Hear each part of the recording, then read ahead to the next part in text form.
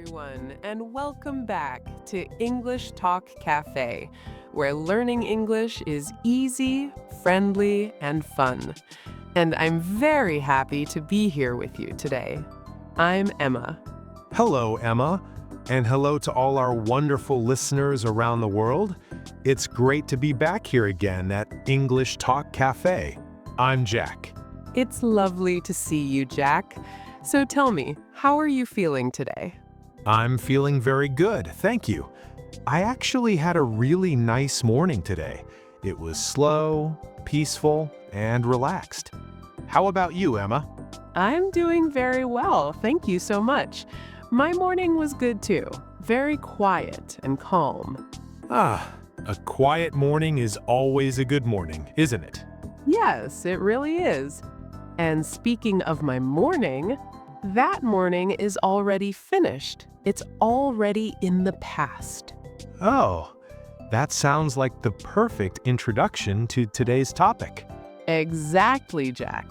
Today at English Talk Cafe, we are talking about something very important: how to talk about the past in English. That's a great topic. Talking about the past means talking about things that happened before now.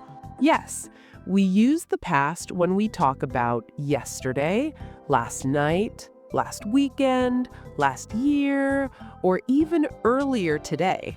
And this is something we do every single day. Exactly. We talk about the past with friends, with family, with coworkers, and even with strangers. So learning how to talk about the past is very important for real English. Before we continue, let's stay in the present for just a moment.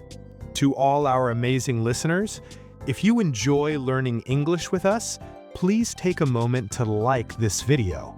And don't forget to subscribe to English Talk Cafe so you don't miss our future lessons. You can also share this video with your friends or family who are learning English. Your support really helps us, and we truly appreciate it. Thank you. All right, Jack, are you ready to go back in time now? I'm ready. Let's talk about the past. When we talk about things that are finished, we often use special past forms of the verb to be. Yes, let's start with a very simple word: was. Good idea. Was comes from am and is. For example, today I am happy. Yesterday I was happy. Perfect example. So remember, am, was, is, was. Today, the weather is sunny. Jack, what about yesterday? Yesterday, the weather was cloudy. Exactly. Is for now, was is for the past. Simple and clear. We also use was to talk about feelings. For example, I was tired yesterday. I was happy last night. Now let's talk about places. Jack, where were you yesterday evening? Yesterday evening, I was at home. Nice and simple. I can say, I was at the supermarket yesterday. So today we say, I am at the supermarket. And for the past, I was at the supermarket.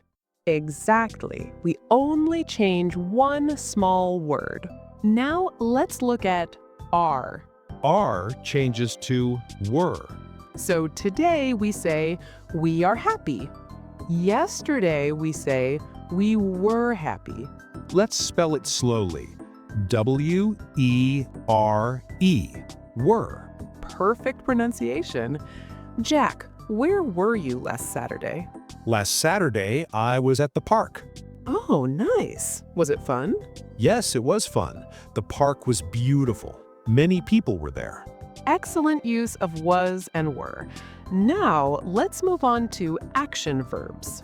Verbs like walk, talk, watch, and cook. For many verbs in English, we simply add ed to talk about the past. For example, today I walk in the park. Yesterday, I walked in the park. Very good. Today, I talked to Jack. Yesterday, I talked to my friend. Watch changes to watched. Clean, cleaned. Play, played. Yes, these are called regular verbs. Let me try a short story. Go ahead. Last morning, I walked to the cafe. I listened to music on my headphones. Great sentence. What happened next? I waited in line and then I ordered a coffee. Perfect use of regular verbs. Now, here comes a small challenge. Oh, I like challenges.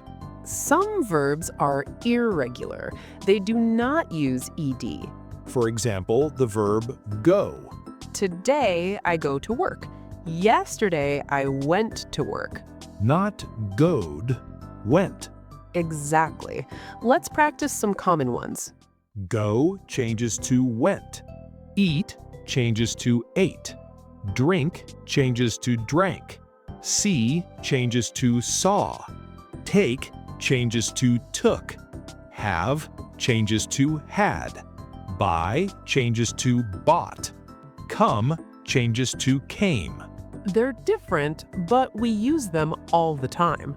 Let me tell a longer story. We're listening. Last weekend was great.